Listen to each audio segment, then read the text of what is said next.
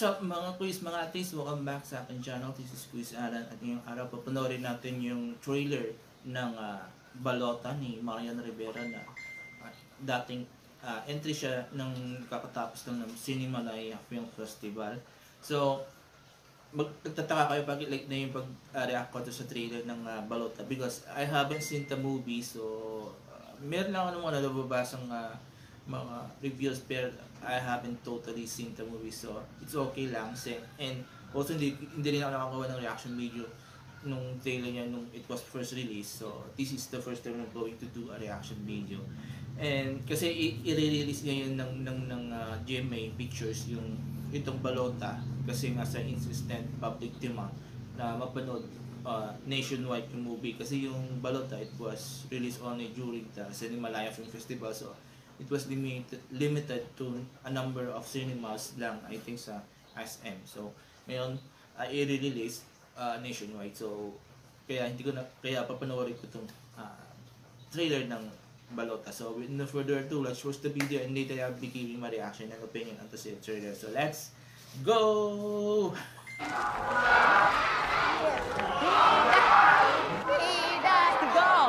Hoy, baklang garapata, anong ginagawa mo dyan? Racket-racket lang to, huwag mo akong anuhin.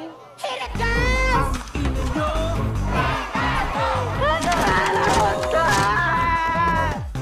Ang kakampi nyo, ang kakampi ko. Naldo, ipotato, ang ina nyo.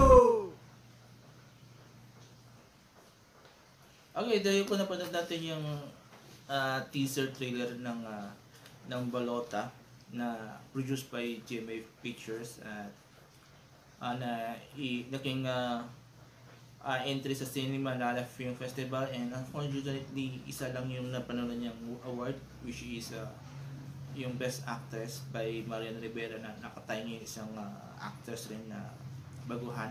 So even though isa lang napanood niyang award, nakakuha naman ng mga nominations to, and it was the second best reviewed na movie na entry ng Metro Manila Film Festival.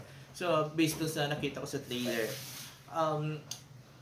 hindi ako totally impressed dun sa trailer, especially sa mga part nung mga parang kampanya yun. Parang yung acting ng mga artista doon nakasali, hindi siya ganun ka-impressive. Parang the part nung kay Marian, galing, diba?